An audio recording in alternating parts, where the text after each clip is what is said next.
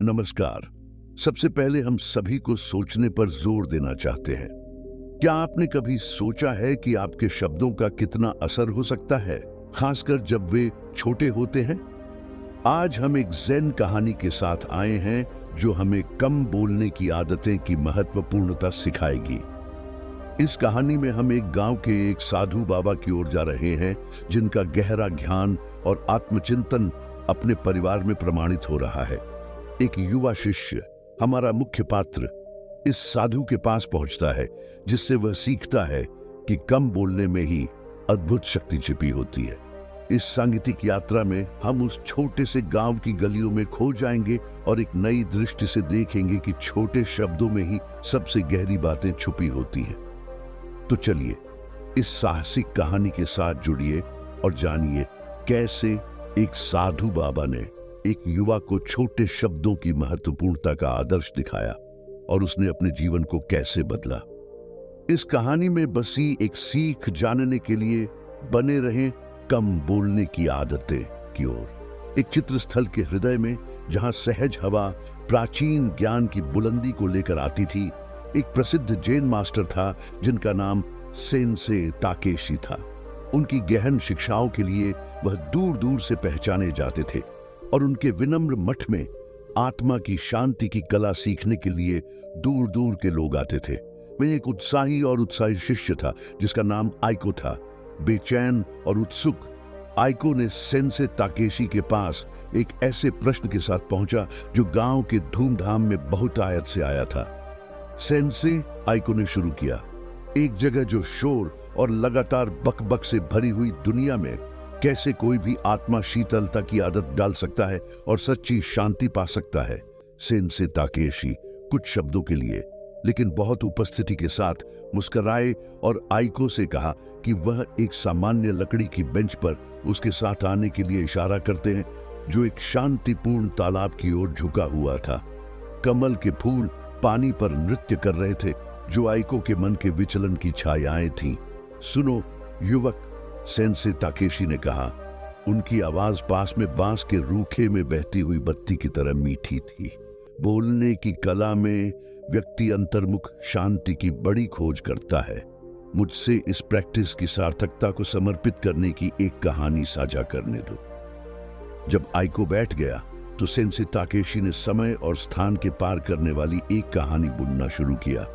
सदी पहले एक धूप में लिपटे पहाड़ी क्षेत्र में एक ज्ञानी साधु था जिसका नाम हिकारू था। अस्तित्व की प्रकृति के गहरे ज्ञान के लिए प्रसिद्ध हिकारू को राजा, विद्वान और सामान्य लोग सवारी लाए। एक दिन एक शक्तिशाली सम्राट ने खतरनाक पहाड़ी मार्ग को चढ़ते हुए हिकारू की बुद्धिमत्ता की खोज की। सम्राट भव्य पोशाक में सजे हुए और उसके साथ एक बड़े समर्थन के साथ साधु के विनम्र आश्रय के सामने खड़ा हो गया। हिकारू ध्यान में बैठे हुए ने सम्राट की उपस्थिति को एक शांति भरे इशारे के साथ स्वीकृति दी। सम्राट ध्यान की धारा में अचानकता के लिए अद्भुत हिकारू की दृष्टि में एक असहज स्थिति महसूस करता है। महान हिकारू, सम्राट ने घोषणा की, मैं अंतिम सत्य की खोज में आया हूं। मेरे साथ अपने ज्ञान का साझा करो और मैं तुम्हें कल्पना से भी अधिक धन से पुरस्कृत करूंगा। हिकारू सम्राट की धूम्रपान की आदत से परे उसे एक छोटे से तकिए पर बैठने के लिए इशारा करते हैं। सम्राट, जिसे उसके आसपास की साधनाओं की सीमा का आश्चर्य हुआ, उसने अनुमति दी। ज्ञानी साधु ने कहा, सम्राट, सत्य का मार्ग शब्दों के शांति भरे अंतरिक्षों में पाया जाता है। बोलने की आदत को कम करने के लिए किसी को पहले समझदारी से सुनना सीखना चाहिए। रुचिकर, सम्राट ने अग्रसर होने के लिए झुकाव किया, गहरी सोच में पड़ने के लिए, उत्कृष्ट होने के लिए उत्सुक था। हिकारू के शब्द वायु में लटक रहे थे। एक विचारात्मक शांति की वातावरण में उमड़ रही थी।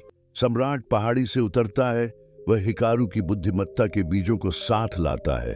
दरबार में उसने बोलने की कला को अद्भुत रूप से प्रैक्टिस करना शुरू किया, अपने शब्दों को सतर्कता से चुनना।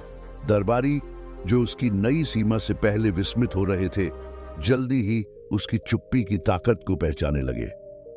सम्राट का साम्राज्य एक समर्थन की स्थिति में परिणाम हुआ, जहां शब्दों के बीच की शांति ने सबसे शानदार भाषणों से भी जोर लगा दिया।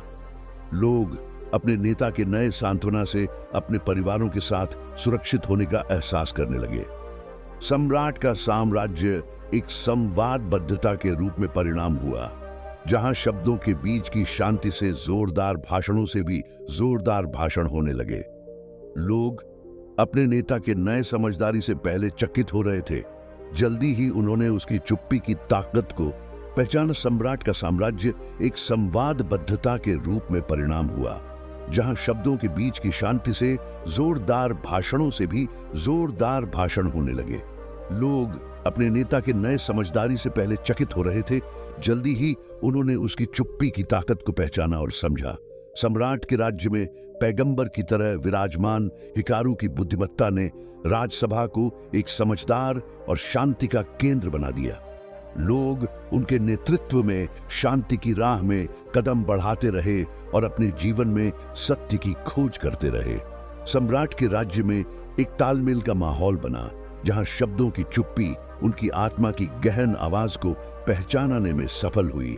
लोग उनकी मुद्रा के नए बुद्धिमत्ता के प्रति प्रेरित होकर अपने जीवन को एक नए सांत्वना की दिशा में बदलने लगे।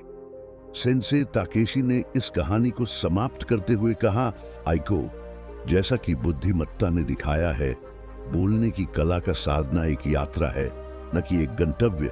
अंतर्निहित शांति की खोज में शब्दों के बीच में अपने विचारों के साथ बातचीत करने का अभ्यास करें और शब्दों को अपने हृदय की गहराइयों से उत्पन्न होने दें।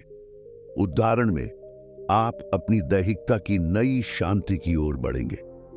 आइको, जिसका व्यक्तित्व बदल गया था, उसने सेंसे ताकेशी के शिक्षाओं में खो जाने का समर्थन किया।